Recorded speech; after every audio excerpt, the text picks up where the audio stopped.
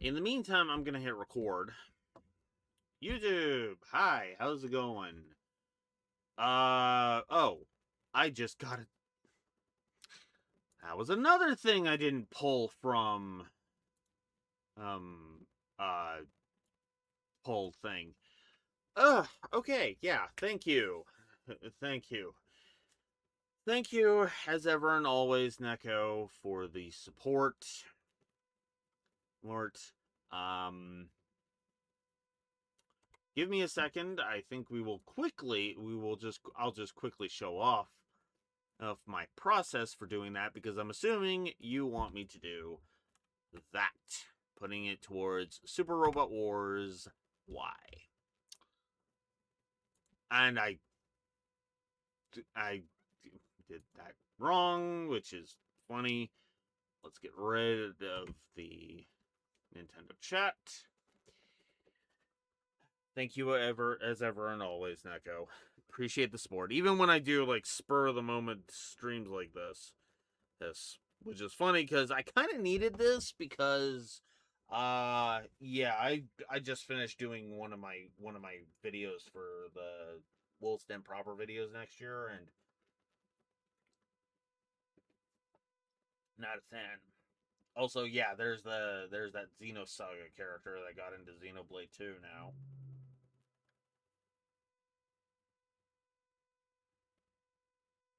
now. I mean, gee, it's almost as if I pay attention or something. Something that go, you know. But yeah, um, yeah. I guess before we really get started yeah, the videos are not going very well. I'll just go ahead and say that. I've only gotten 3 videos done, and for the record, I need to get, 52 done. You know, granted, today I'm planning to get. Admittedly, I'm planning to get a few videos done because, um, like basically the ones that I'm 99% sure won't require very much research on my part. Well, I say don't require research, but like I'm not intending to do major amounts of research, right? Like I'm probably going to try and do Wolf Children today. Might try to start doing the Ninja Turtles movies, or maybe even Sonic. I don't know yet. Sonic though, but yeah, no. What's funny is that some of the stuff I'm planning to look at is like a couple of days and I'm done. So I should have a good chunk of progress done by Saturday, hopefully. Because even if I sleep tomorrow and then uh and then on Thursday get that done, and that should be fine. Also, I won't have a direct interrupting me. Oh, but yeah. Uh but yeah. Of course, and NOA decided to drop this out of frickin' nowhere. We literally found out about this direct yesterday, for the record. So yeah, this was like last minute on like every account. So it's just like yeesh. So yeah, now we're just going to go ahead and get started because apparently we are actually starting. Oh. Ah, it literally pulled the surprise, motherfucker. You know what's funny? I still haven't watched Dexter. Where that's from. But, alright. Let's see what info we get out of this. Here we go. There we go.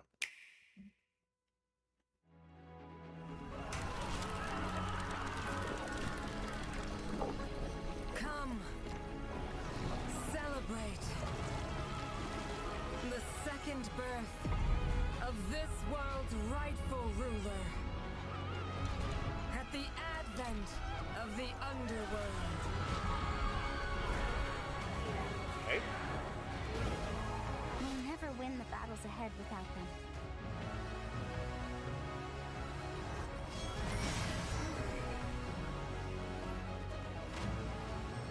We need as many as we can recruit.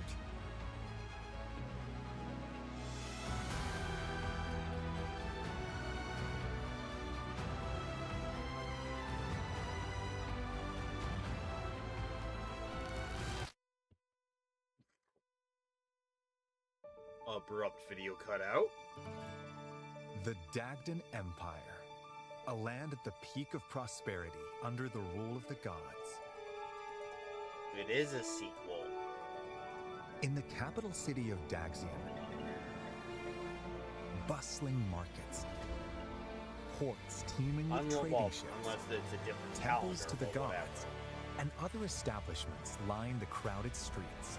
This is also where the heroic games are held in tribute to Dagda, the Empire's first and founding king. The heroic games have begun! It's said that Solel, the current ruler, will grant one wish to whoever wins the games.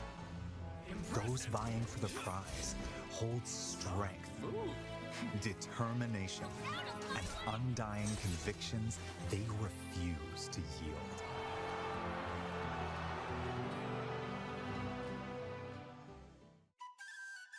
The story revolves around 4 heroes who have entered the heroic games.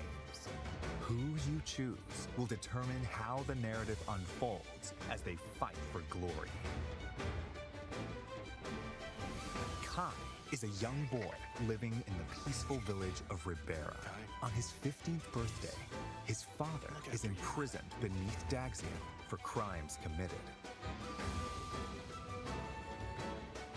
In hope of a peaceful life as a family, he sets out with his childhood friends to win the heroic games and save his father.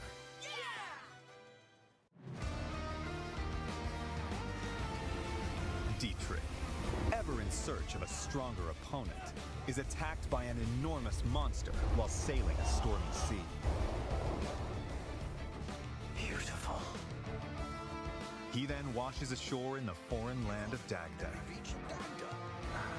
This is where, between battling bandits and beasts, he learns of the heroic games. To slake his thirst for battle, Dietrich decides to compete in the heroic games with new allies at his side. That settles it. Time to hit the road to Daxian.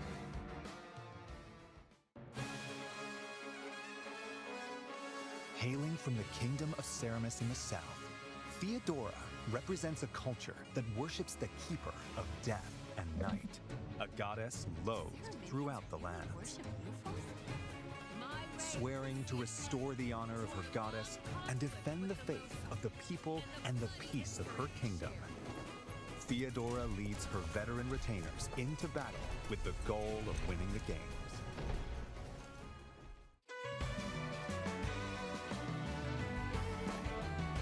A young woman born into prestige and blessed with musical talent, Lita is consumed by rage following her father's murder at the hands of an unknown assailant. Having given everything to seek revenge, she eventually learns of the killer's plan to participate in the heroic games. Alive! I will kill him. To bring an end to the man who murdered her father, Lita heads to Daxian with supportive companions in tow.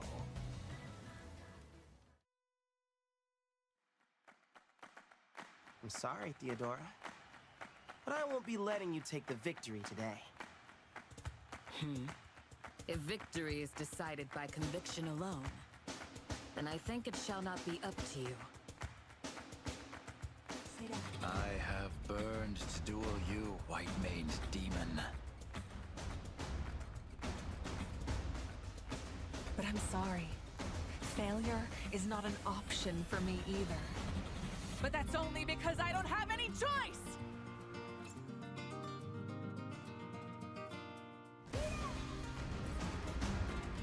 Going into each match, you'll choose your party members and their initial placement on the field. Then, let the battle commence. Each unit's movement range is shown in blue, and their attack range in red. Once all of your units have completed their actions, your opponent's turn begins. You'll take turns moving and fighting across the map as you engage in fierce combat. Victory includes defeating the opposing leader, among other conditions.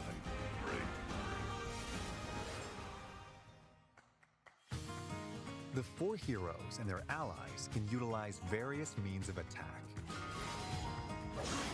Swords are straightforward and easy to wield. Gauntlets make it easier to evade attacks. Here it comes! Spears deal massive damage to cavalry units. Axes have low accuracy but high attack power. Bows strike enemies at a distance and can deal fatal blows to flying units.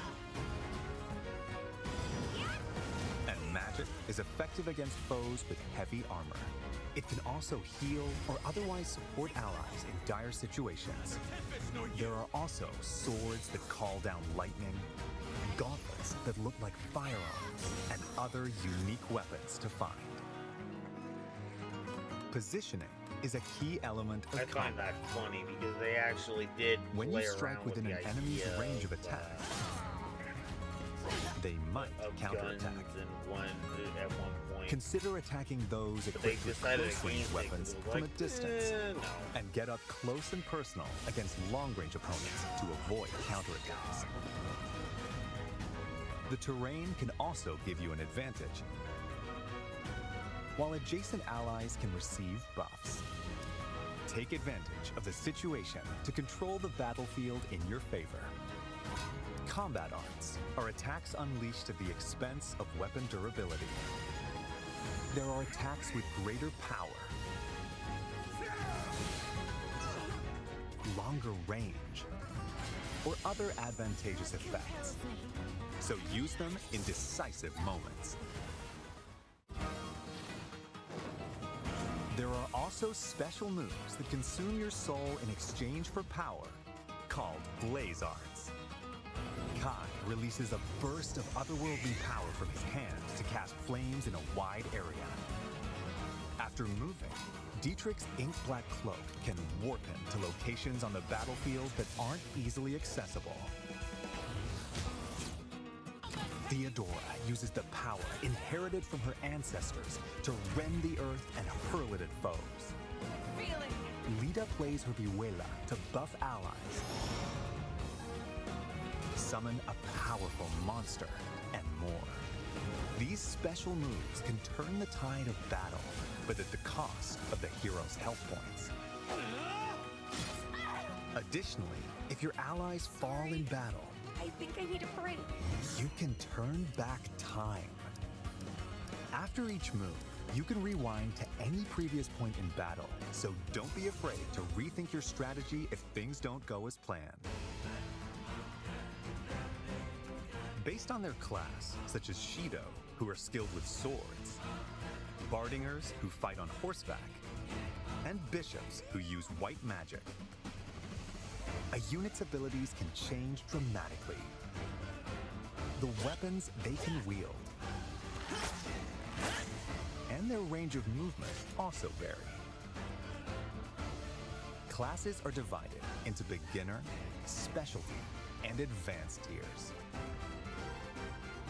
Beginner classes are the foundation. Gladiators excel in handling weapons. Diviners can wield magic. And Orneus riders can cover more ground. There are 5 beginner classes in all. Specialty classes have more specific abilities. Armored knights boast ironclad defense with heavy armor. Wing soldiers can leap obstacles and cover long distances. Wing soldiers, really?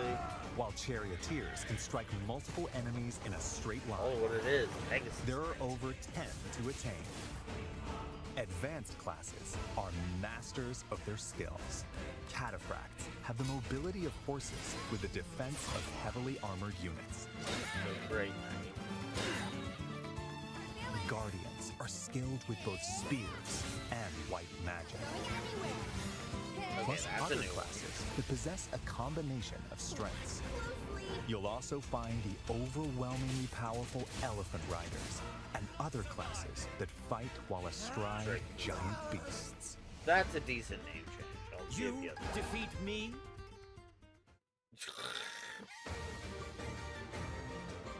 Between matches, you'll have time to get ready for what's to come. You'll receive some useful intel about your next opponent. So use this information while exploring Daxian, or venturing off to improve your team's prowess in battle. The time is yours to spend. So delicious. Let's look at some of the things you can do in Daxian. The Arena Plaza is where you can receive additional training once per week in the time between matches. As your skills improve, you'll learn new moves to use in battle and be able to wield increasingly stronger weapons. On match days, you can watch battles between other participants unfold to research your opponents.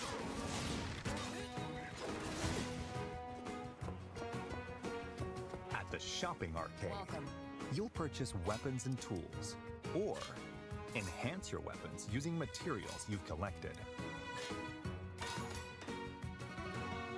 This temple row is watched over by a bronze statue of the Divine Sovereign and is home to 7 temples.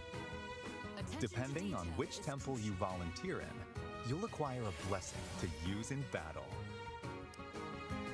These provide effects such as a temporary stat buff, halving the damage you receive, and more. Speak to an exam proctor to take a certification exam. The chance of success depends on who's taking the test and the class they're aiming for. So be sure they have the necessary skills before applying.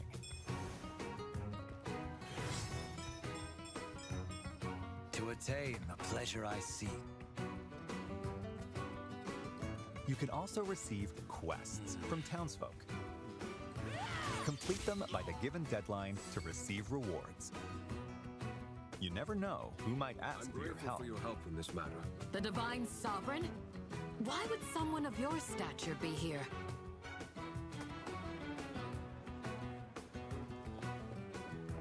You can also recruit powerful warriors you meet in Daxian. Even if they turn you away at first, try giving them gifts. Appreciate it. The spirits Or invite them to share a meal. That might be enough to win them over. At inns, not only can you lodge and eat, but you can let time pass to gain experience and gather materials automatically.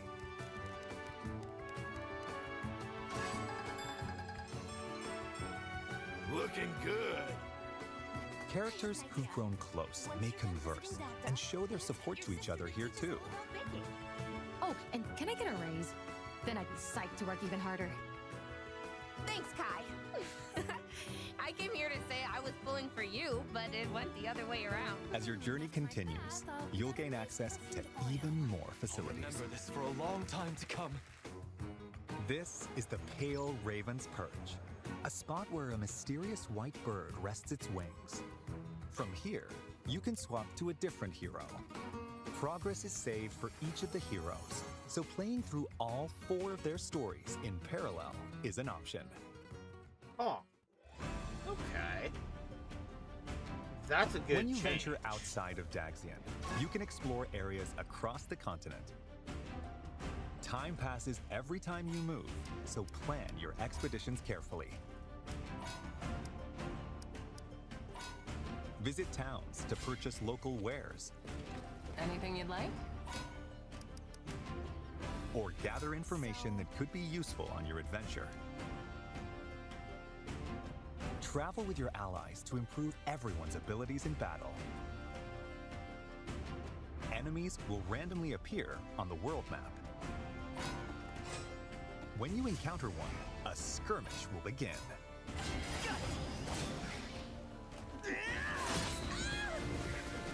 Earn experience points by felling your foes. You'll also find dungeons, where you'll collect materials for strengthening weapons, along with other treasures. When you encounter enemies roaming in a dungeon, a turn-based clash that differs from normal battles will begin. I suppose I must. In clashes, you can perform attack combos with your allies. Okay, Plus, then. each of the 4 heroes can use abilities that are unique to them. For instance, Dietrich can flush out enemies in hiding, while Theodora can recruit soldiers in towns and send out her assembled troops to gather materials or deploy them in battle. Will not miss this chance.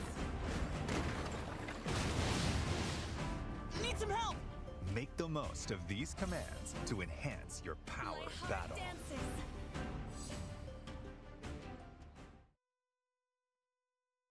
Okay.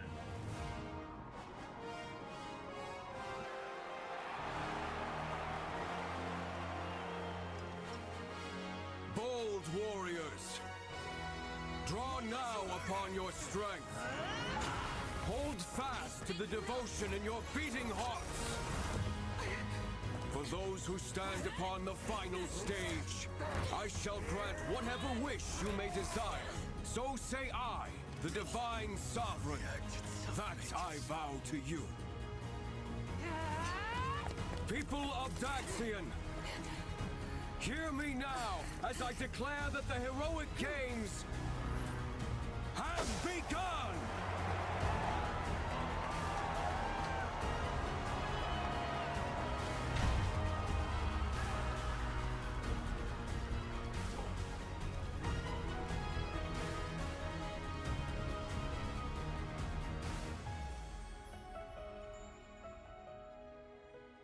Makes me wonder if the heroic games are going to. There's gonna be a time skip. Really?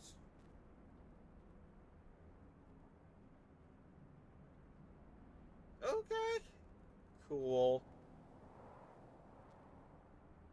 We just had to slip the time skip in there.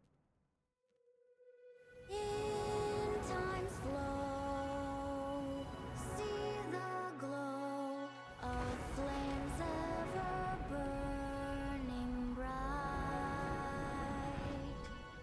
On the swift rivers drift, broken memories alight.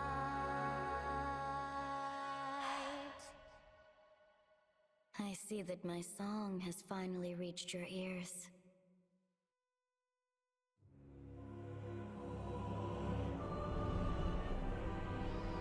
Five years after the heroic games, Dagda faces its end at the hands of the revived demon god Balor.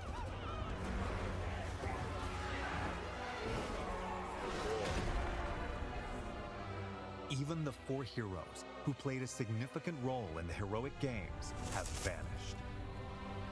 To confront the situation, the progenitor god, The years Sophis, were long. calls down a single soul.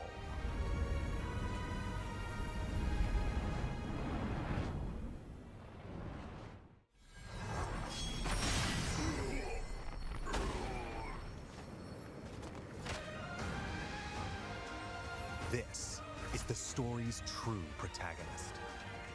You are given 2 choices. Face the forces of the demon god Balor on your own, with the knowledge that it's no easy task.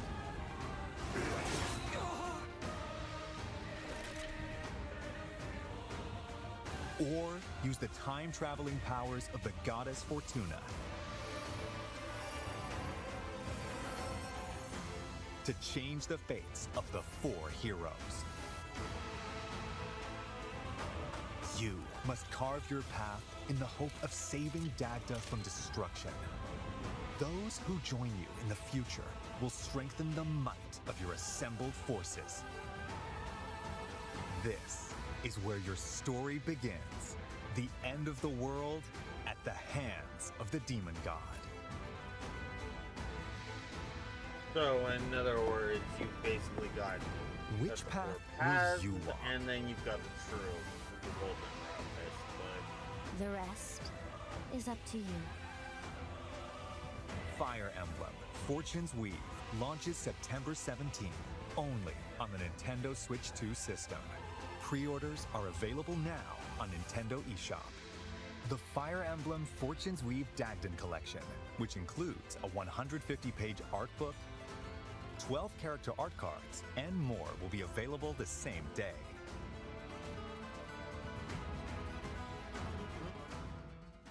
Plus, more Fire Emblem content will be available following this presentation. Nintendo Music, a service that lets you listen to Nintendo game music anytime, anywhere, will be updated with certain tracks from this game, including the main theme, later today.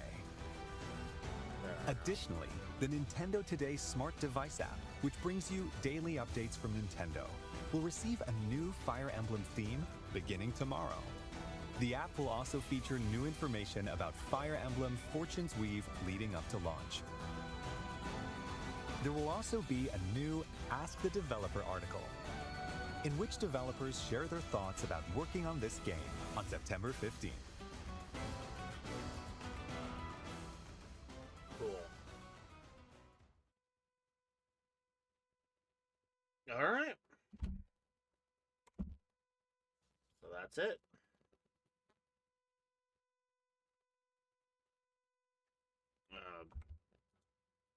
Is that truly it? Looks like it. All right. So, yeah. Some interesting thoughts or interesting ideas here.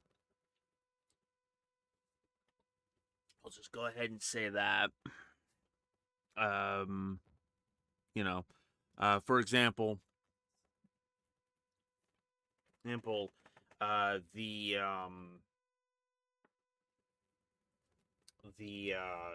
know, the whole parallel stories thing is interesting. I do like that that Nintendo is not chickening out this time. If I can be so bold, I can turn this off. I do like that Nintendo is not chickening out this time. I'm just gonna go ahead and say that. Now, what do I mean by they're not chickening out this time? As I will discuss next year, Nintendo basically chickened out of so much.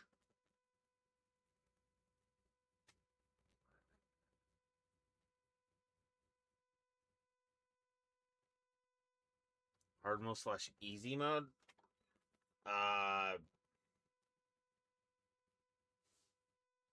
I was more so meaning just like story-wise Raxor more than options, but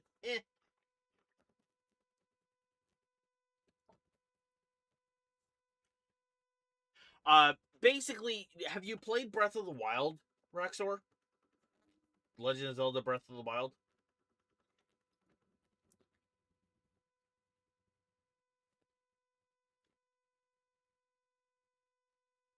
Fair enough. I'll go over it all.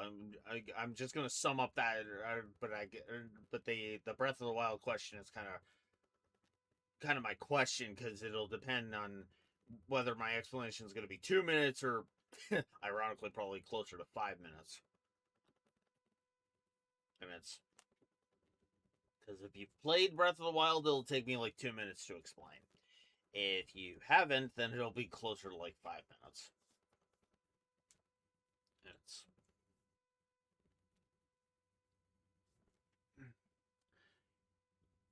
Or is that what you're meaning with the 10 minutes and then you tapped out? Am I just an idiot and I'm misunderstanding? Because that's probably that could be. Okay, yeah. So in Breath of the Wild, ironically, 10 minutes is 10 minutes can lead you roughly to the final battle. Because in Breath of the Wild, you effectively make the final boss fight as easy or as difficult as you want. Yeah. Yeah, so you know what I'm referring to. The more dungeons you do, the easier the final boss against Blight Ganon becomes. That's exactly what they're doing with Fortune's Weave. Basically, Balor's army is going to be annoying to deal with, unless, of course, you decide to do wibbly wobbly timey wimey crap and basically just tell the four heroes, hey, dingbats, let's not make this three houses. We're going to actually do this properly this time, and we're not, and so that way Blue Wolf can shut his fucking mouth up about there being a golden root. Hoot.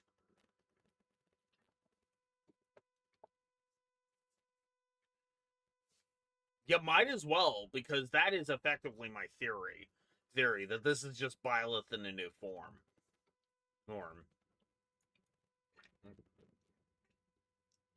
I know he has a different name. I know they have a different name.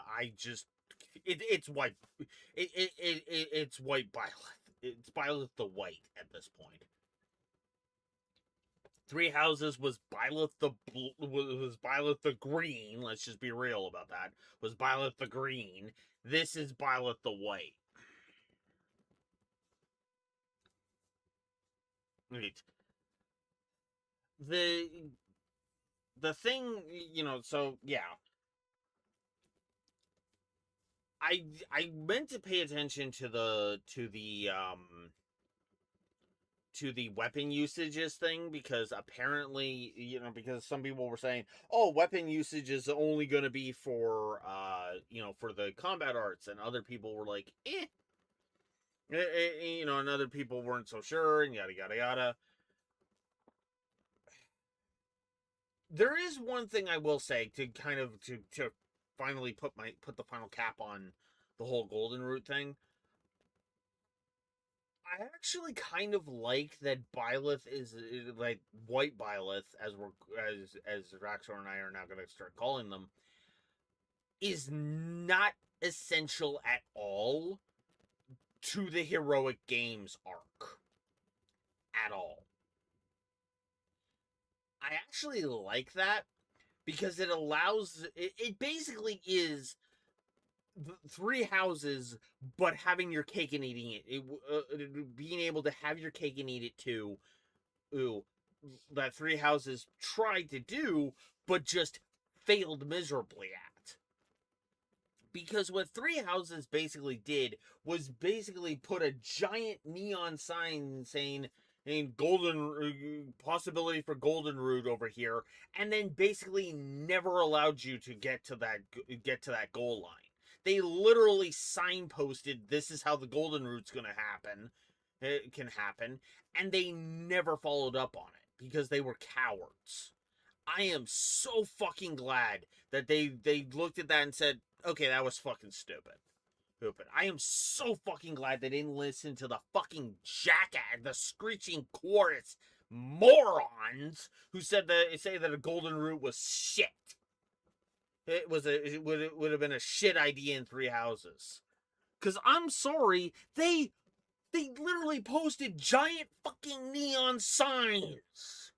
They were all over Shambhala, for fuck's sakes. There's a reason why people mock Twisted by calling them those who dubstep in the dark. Because their theme song, and when you actually fight them, is literally dubstep. Sorry for getting off on this rant, but it pissed me off. Because the irony of the situation was that the reason why the Golden Root in Fates didn't fucking work was because there isn't a proper setup for a Golden Root in Fates. In Three Houses, you literally had the fucking underground super Nazis sitting right over there. But no. The game and everybody else has to say that the Flame Emperor is the real super Nazi. Are you fucking kidding me? And yes, I am referring to them as the Flame Emperor to avoid spoilers. But ugh, that always pissed me off. I was like, But anyways, to get back to Fortune's Weave here. My theory, I still stand behind my sequel theory. Yeah. I'm just trying to dance around it because, yeah, I am going to be going... I'm going to be ranting about Three Houses as a narrative when we get there, Raxor. Like, no joke. Fire Emblem Three Houses is... Fire Emblem Three Houses is... It is the beyond. It's the fucking horizon of it. It's basically to Fire Emblem what Trails Beyond the Horizon was to Trails for me. I love several freaking aspects of Fire Emblem Three Houses, but I fucking hate the narrative with every fiber of my being. And for similar reasons, actually, bad usage of ill-advised villains, because Twisted should not have been in Three Houses at all. My opinion. Characters doing stuff that's incredibly fucking stupid that nobody's gonna fucking agree with me on, and because everybody's too busy worshipping her fat fucking ass. The only difference is that Agnes doesn't have a fat ass. This.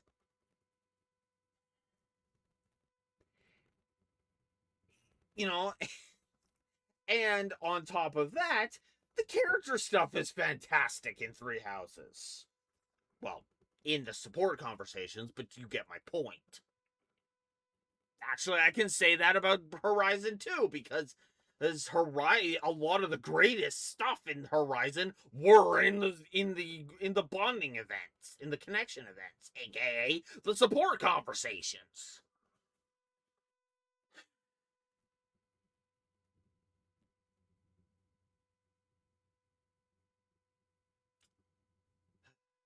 So Fortune's Weave is dodging that by basically having the branching narrative be all focused on the Heroic Games arc, and I like that. I really do.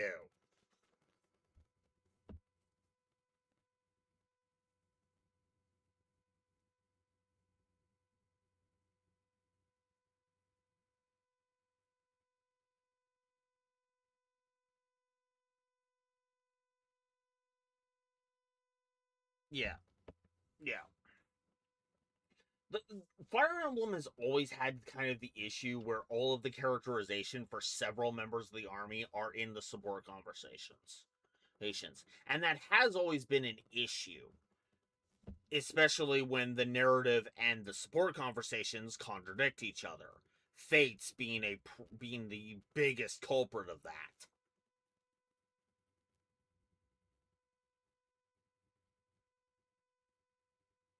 Yeah, exactly. And that was kind of one of the things. I guess we should get some music going here.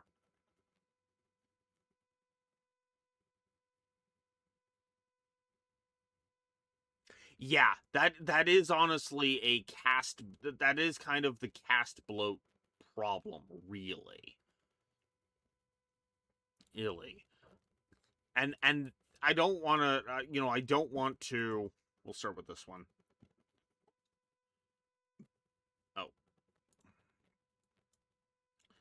Ugh. Let's swap that. There we go. There we go. Let's get some Oppen going. So, I'm actually going to turn this down a little bit.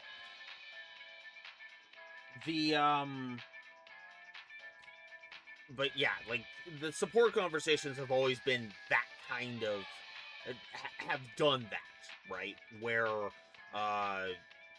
you know, where it develops the characters, you know, they're more down to earth. We can kind of focus it in more. We don't have to deal with the huge stakes. Now, don't get me wrong. I like it when Fire Emblem goes big. I really do. But the issue has always been balance. And that's always been, like, the caveat. Trying to balance, you know, narrative flow with the support conversations, right? It's actually one of the reasons why I rail against the limited support conversations in the GBA games. One character can have 5 support conversations across an entire run. No. Just straight up no. You know? I actually prefer the idea of S ranks because each character can only have 1 S rank. I'm actually okay with that, even if you don't do the child unit thing.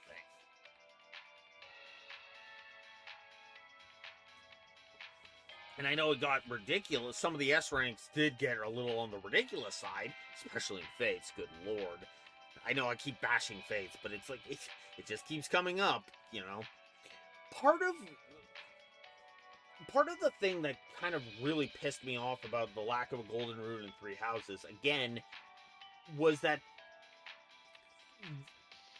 it literally felt like it was begging for there to be a goddamn golden root. Like, it was practically begging.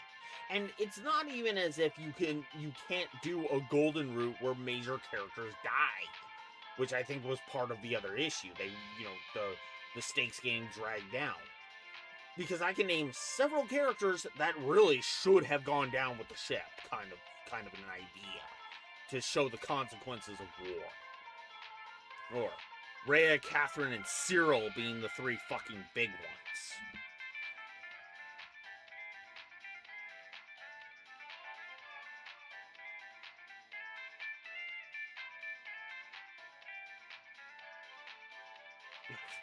I don't know what the average is, Raxor, but for me, I think it was like 200 hours total to go through all 4 of the routes last time.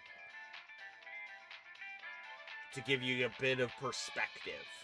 When I reviewed Three Houses last time, it was about 200 hours or so. Actually, I might be able to actually give you a decent estimate.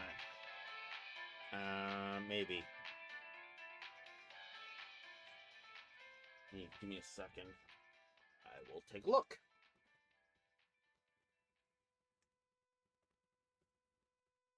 Oh yeah, I should also add some more songs to this playlist now that I'm thinking about it.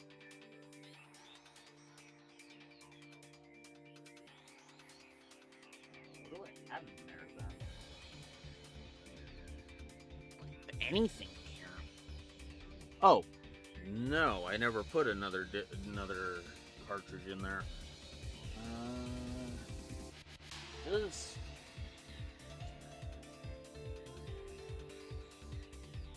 Yeah. Yeah, like, I would argue it's a good chunk of time. Like 40, unless if you're doing everything, then about at least 60 hours per playthrough, I would argue.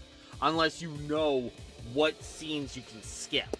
Because that's the other problem with Three Houses, is there's several scenes you could just skip because they're the same across all the routes. Also, the Silver Snow Crimson Flower, it's actually a split of one of the routes. So you can actually save, do Silver Snow, and then revert back to the split, and then just do Crimson Flower. You know, do the 8 chapters of Silver Snow, and then the 6 chapters of Crimson Flower, which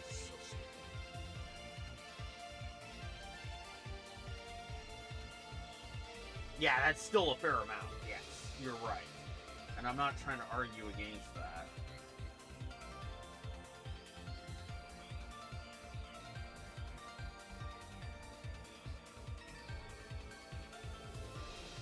I have no idea. Yeah, because that's just my total playthrough of all of my stuff. The DLC side chapter is about 7 hours, though. So there's that.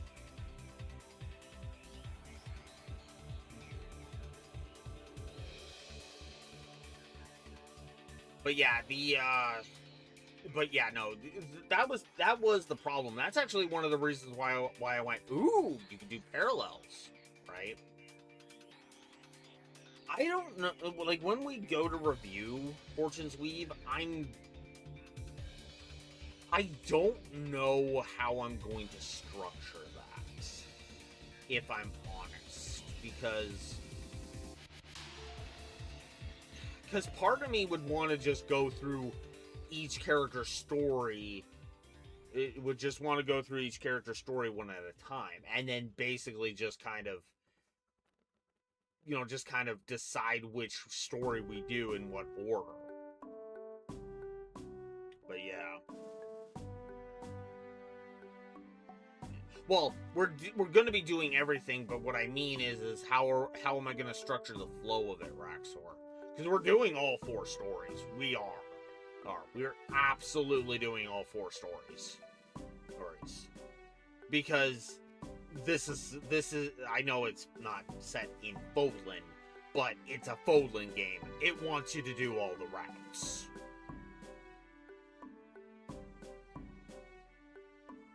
Yeah. To be fair with that, it does feel like the story will diverge. I think what we'll probably do is we'll probably take advantage of the different timelines. Like we'll basically do it, if it's by chapter, then what we'll probably do is we'll do it, if it's got a chapter structure, we'll probably just do a chapter as Kai, then switch over to Diedrich, and then switch over to Theodora and do that chapter as Theodora, etc., etc., etc. And then just keep going in that order. Oh yeah. Well, according to the direct, Raxor, it can be done on one file. Well, because what happens is that you can literally go to this altar with this white, I think they called it a white raven. You go to the white raven and say, hey, I want to switch from Kai's story to Diedrich's story, and you can do that. And the progress is saved. So let's say we go there as Kai. Kai's progress is saved at that point. And then we can experience Diedrich's stuff. That's actually one of the reasons why I'm entertaining that idea. Because when we get to 3 houses, I'm going to be going through each route individually. So we'll be going through whichever one I go through first, then the next, then the next, then the next. With the only exception being, as I said, Silver Snow and Crimson Flower, because I know where that split is. So we're saving and then coming back to the split when we want to switch to the other one. Which, by the way, that will be Silver Snow switching to Crimson Flower, because fuck Silver Snow. In fact, I'm probably just going to do it in the same order I did it last time. Which will be Azure Moon, because I hate Azure Moon. Silver Snow, because fuck Silver Snow. Crimson Flower, fucked up pain in my ass that one is, and then Verdant Wind, aka the only correct choice in 3 houses.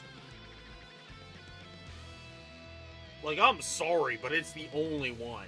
And what's funny is that even Verdant Wind has problems. A fuck ton of problems. Including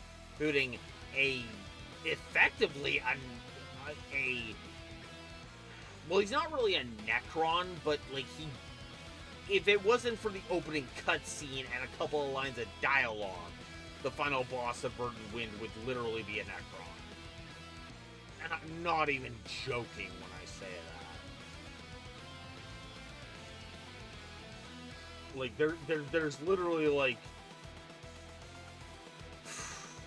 What was that? Like... I think it's literally the opening cutscene, and then, like, one dialogue cutscene in... And then in Verdant Wind, we don't... It's just... Oh, and by the way, that character we mentioned at the beginning of the game and during that one conversation in White Clouds, is the final boss. What? I also hate like every final battle except for Verdant Winds, by the way, in Three Houses. Absolutely despise all fucking three of the other routes. That's his final battles. But yeah, so that's probably what we'll do. We'll play Kai for a bit, then we'll switch over to Daedric, then we'll switch over to Theodora, that kind of thing. Or, you know, whoever we decide to, right? Like, it'll probably be a pick a number between 1 and 4, and we go from there. You know, or pick one, or in that case, when we're, well, that'll be the initial one, and then pick a number between 1 and 3, and then we go from there. Or I'll draw cards, or whatever. It doesn't matter to me. The new classes look interesting. Elephant Rider looks kind of crazy. The abilities, the hero abilities, you know, the MC powers are okay. And I do like the world map powers. Those actually look kind of neat and will vary up the gameplay quite a bit. I actually like that because, you know, Daedric's got sussing out enemies. Theodora has, you know, come join me in battle, basically gathering battalions thing. They didn't really talk about Lita's ability. I think Kai was material gathering. They only talked about like two of them, so we'll have to see.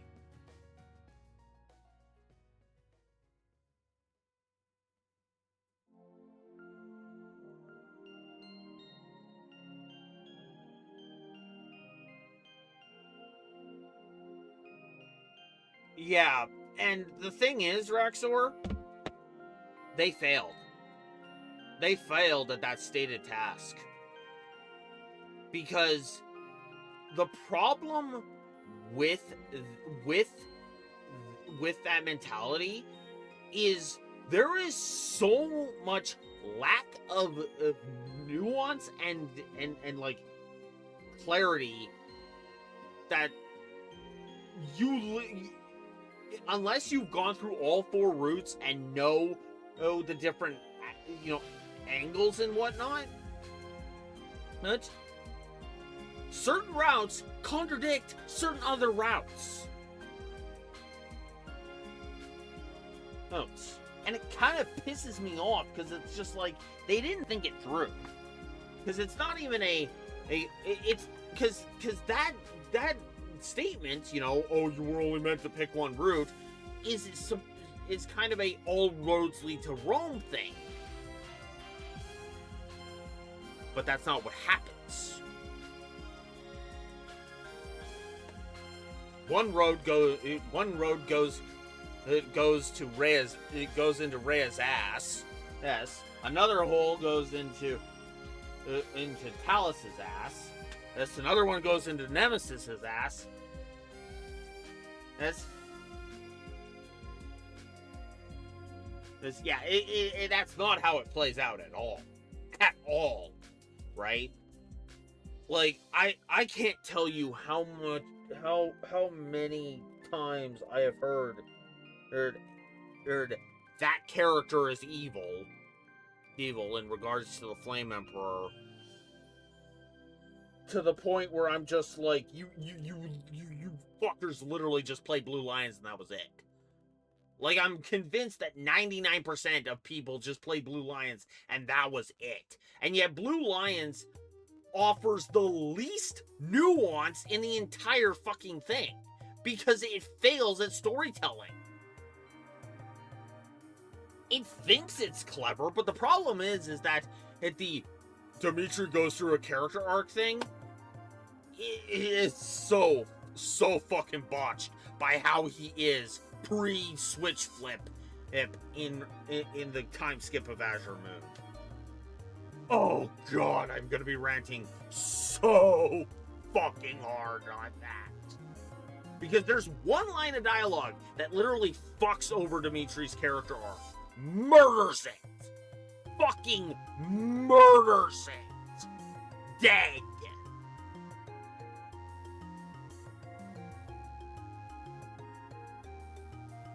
And if you're wondering what dialogue he's talking about, it's when he's talking about the fate of Randolph. Well, what fate has in store for Randolph specifically. Oh, and the follow-up to that, and with Byleth, too. Like, I'm sorry, what?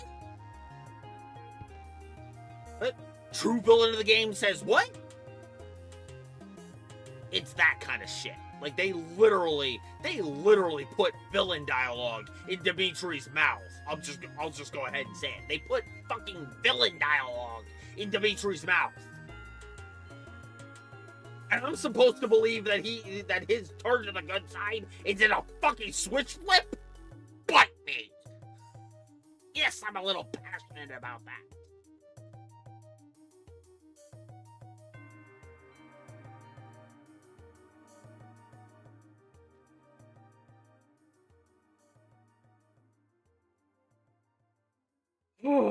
Sorry about that. I'm hoping we have a bit more nuance when it comes to these four guys. It's going to be a fun and long one, Hunraxor, because I have got some very unpopular opinions about both Three Houses and Three Hopes. Oops. Oh, you think my Rage Against Azure Moon is bad? Oh, fucking hell. Hell.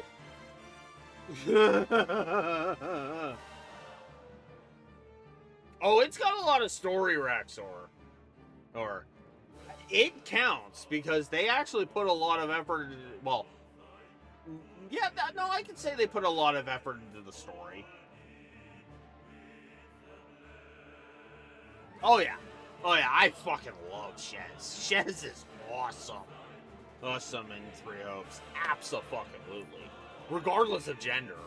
Which is funny because I'm going to be making a bunch of Van jokes when we play as male Shez. I'll go ahead and say that. And if you're wondering why, Damien Haas. A.k.a. Van's voice actor. Which is funny because I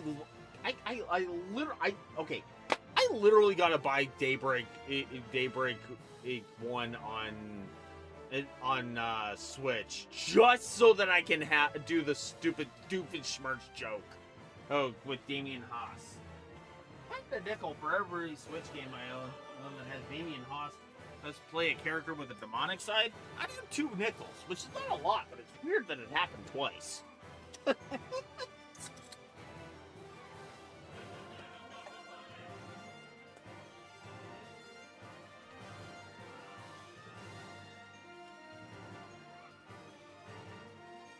And yet his romance partner options are much better in Three Hopes than Van's are in Horizon because of what the narrative tries to claim in Van should have done in it. I'm never letting that go.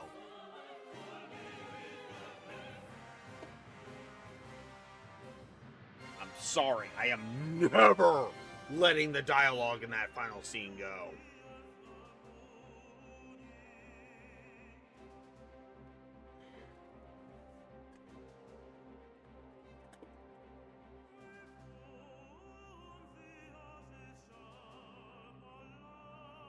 Anyways, what else do I want to talk about Fortune's Weave?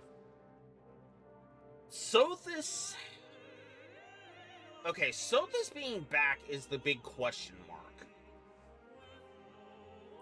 I'll go ahead and I'll say that. Sothis is the big question mark right now. Now, is she alive again? Did Violet, like, transform into her at some point? No idea. Is this a sequel? Is this a prequel? You know, we don't even fully know right now. There is some evidence that suggests that this is probably a prequel, but at the same time, it's like, I almost don't want them to answer that question. Actually. Because what's funny is that the reason why part of me doesn't want them to answer the question is, I almost feel like there's no point to answering the question. Not really. Because the question is, you know, the question is kind of a moot point when you think about it.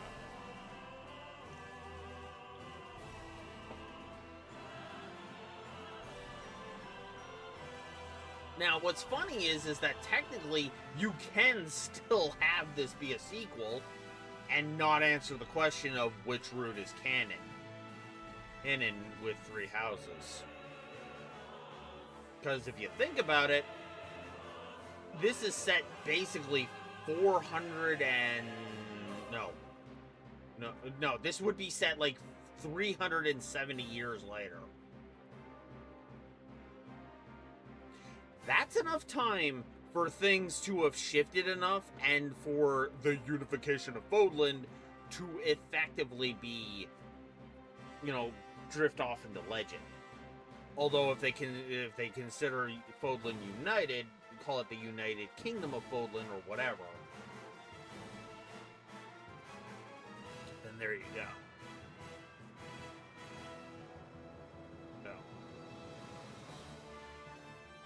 No. Hell, you could even call it the United Republic of Fodlan, which then you wouldn't even really need to really... Yeah, that's the other thing that I'm thinking of too. That's the other thing I'm wondering about. Although if it's a sequel, I gotta be honest with you. I kind of don't want Balor's army to be Agarthans. I don't. I'll be honest about that.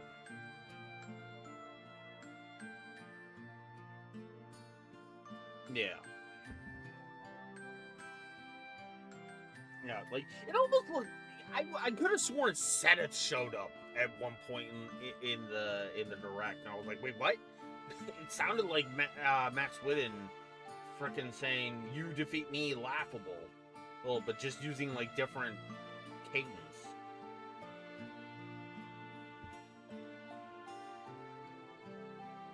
That's a good question, you know. If that is Seth, then where's Flayn at, you know?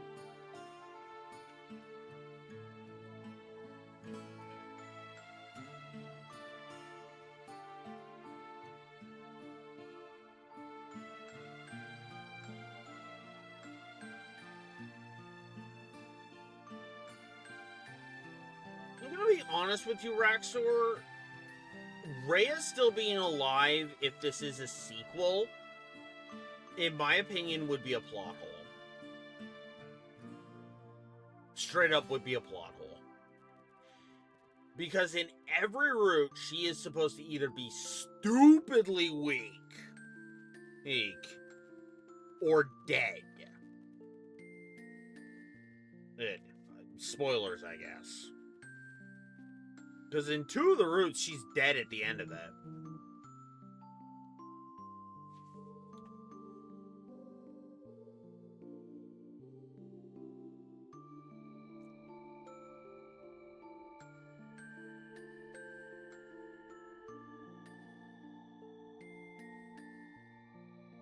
So, yeah.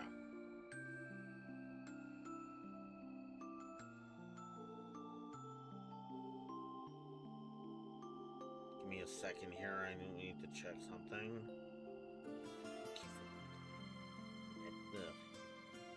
Whatever. But yeah, it's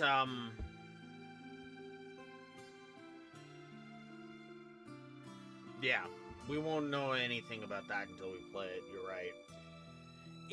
It kind of, I will admit, this direct actually has been hyping me up for it a bit. I'll be honest about that. The recruitable characters thing is interesting because it feels like there's specific ones that each character can just recruit. And they're just unique to that character. So there's specific characters that Kai can recruit. There's specific characters that Theodora can recruit, etc., etc., etc., etc. I kind of like that because that kind of adds uniqueness to each character's army. That is something that I actually like, right?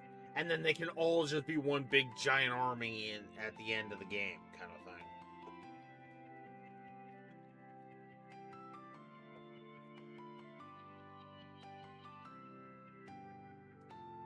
I think the other thing I think the other thing with this too is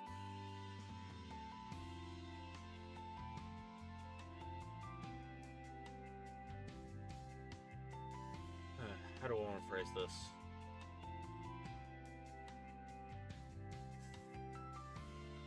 Well, the funny thing is that even if they weren't doing the play all four routes in parallel to each other thing, there is a way they could actually make doing all four routes palatable. New Game Plus, like a proper New Game Plus. Three Houses kind of has a New Game Plus, but it's kind of an awkward New Game Plus, and the more I think about it, the more I'm thinking it's like a single plus New Game Plus. Because it kind of limits you on stuff. The idea basically is did you save up your renown on the previous playthrough? And, you know, how much stuff are you going to spend on it? Kind of a thing. And that is kind of the problem with the renown, with the renown-based New Game Plus in Three Houses. Three Hopes did way better with it. Way better with the New Game Plus, because that one also encourages you to do multiple playthroughs, including times where it actually splits off. So, for example,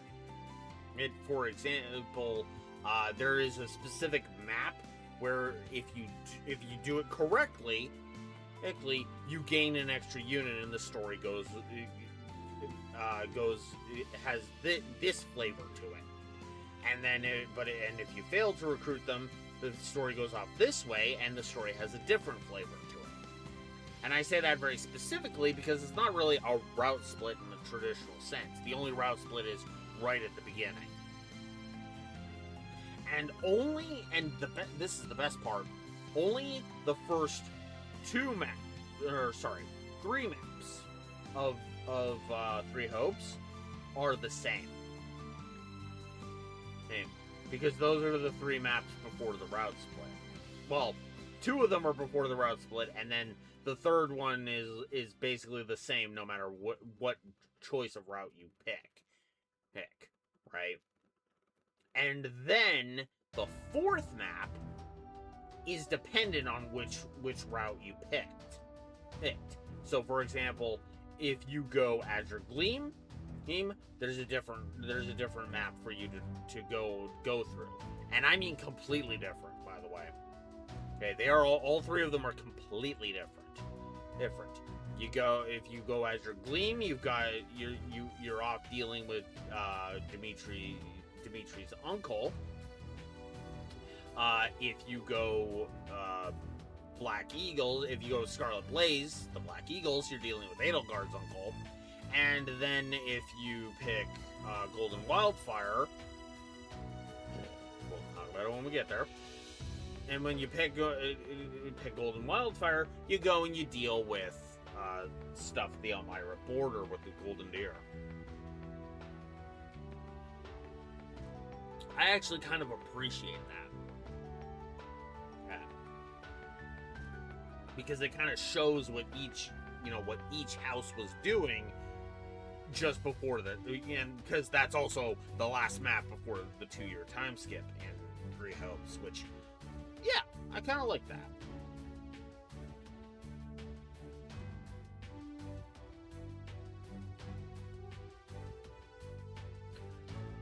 I will go ahead and I will say this. It'll be interesting to see, to kind of see how things play out going forward. Because on the one hand,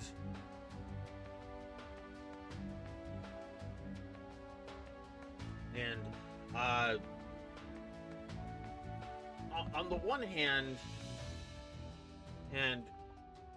I'm actually pretty excited about this one, to be honest with you. And I'm also kind of nervous about it, too. Like I said, I did say initially that the Dark wasn't going to last past September. Like, I was going to just end the Dark at the end of this month, August. We're in August right now. I was planning to end it at the end of this month, but I'm thinking what I might just do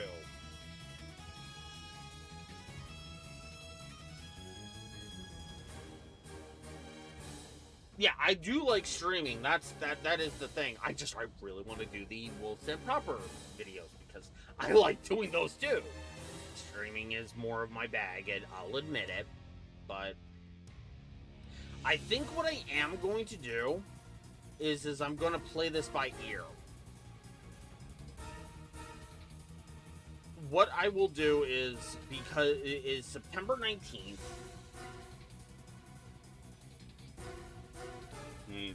Let's see, September, because that's for. Did it say 19th or 17th? Okay, hang on. No, that's.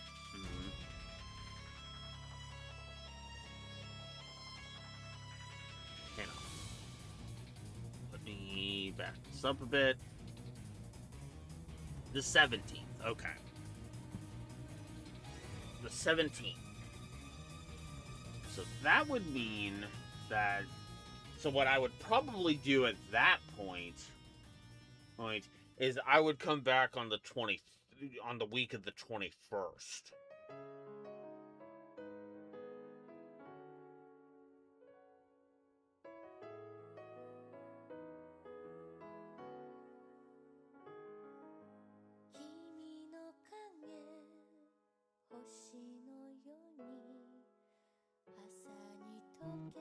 All right. Here's what I'm gonna do. Here's what I'm gonna do. I'm not gonna announce which one I'm doing. Sky 2, the Sky 2 remake, or Fortune's Weave first.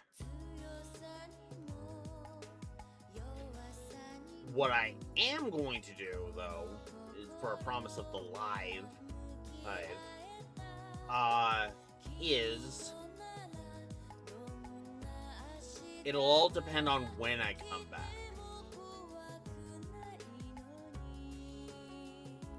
I could do that, Raxor. That would feel awkward to me. It would feel awkward to me, you know? So, what I will do is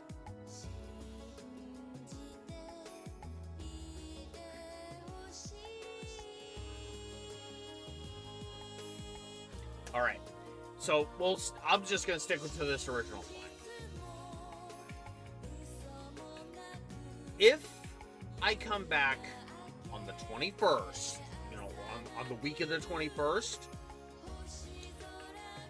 then yeah, we'll be doing Fortune's Week. I will have decided we were doing Fortune's Week. Well, actually, hang on.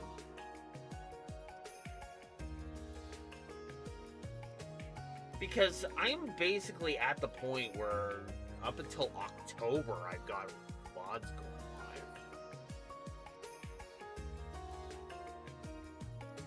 Because if I do the refresh run, that will give me a few extra days too. Huh.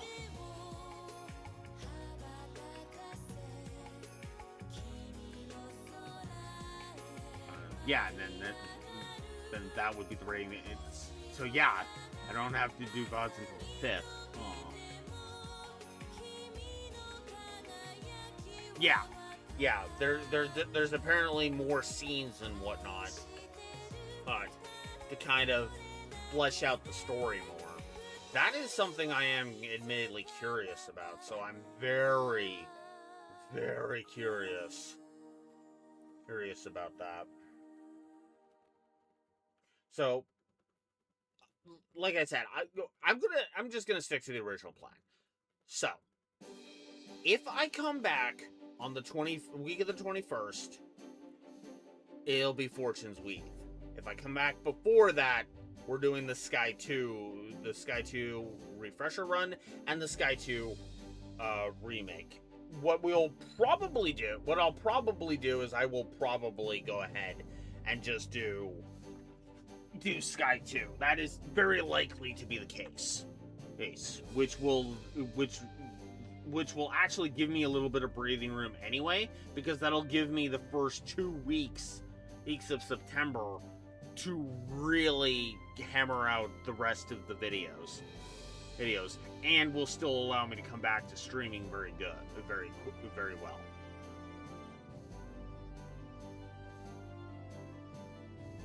Yeah, I do agree too, but I'm gonna be harsh about it regardless. Especially considering Trails has had good voice direction. It is literally, like, before the Sky 1 remake, they literally only had shit voice direction once.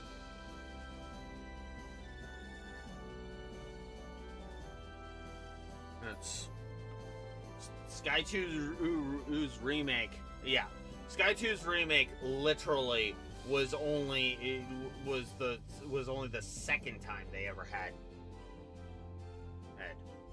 bad voice direction. And yeah, the localization in general in Sky 1's remake was terrible. I literally pulled a Dragon Ball Z abridged joke with the archaisms thing, with the Orbital Golems thing. Hey, I literally pulled the "it doesn't bother me, it doesn't bother me, it bothers me a lot, and this localization is still shit." That's still in my Sky 1 remake document, and I'm keeping that there. That is standing.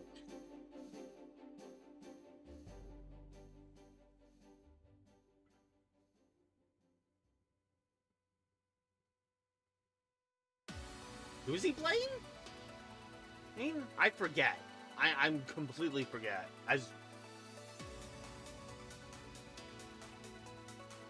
They recast David Lodge? Did they? Oh. That's interesting.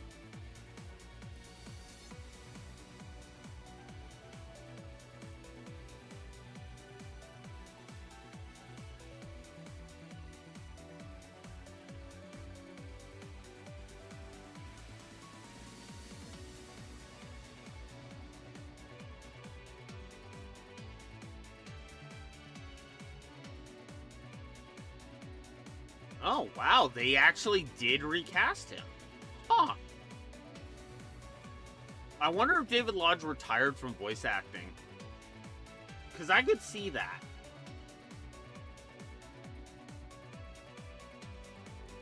I could actually see that. I'll be honest about that.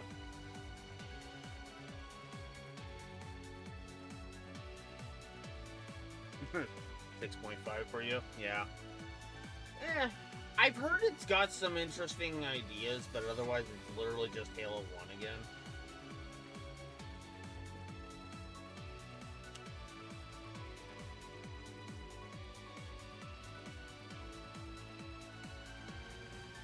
Yeah.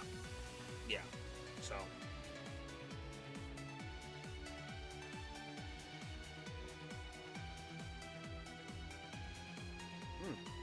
Okay. Yeah. Like I said, I'm curious. So yeah, that'll be the plan. And we'll come back on the week of the 14th. On the week of the 14th, and I will be busting my balls trying to deal with that, which kind of makes sense because I did actually lose 2 weeks. Sadly enough, I actually technically lost 3 weeks, technically, but regardless, I'm gonna go work on some more Wolf's Den videos, and hopefully my schedule will be weird when we can. If my schedule doesn't change. I'm as you can kind of tell. Yeah, you can barely notice the shiner at this point. Like, it's practically gone already. Holy shit! It's actually more gone than I realized. I didn't even think about that. I didn't even check this morning. Whoops.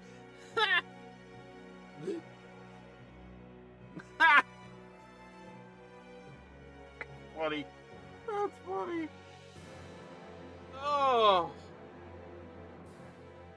I'm gonna have to make fun of myself. No, I'm gonna have to make fun of myself in The Mummy Returns.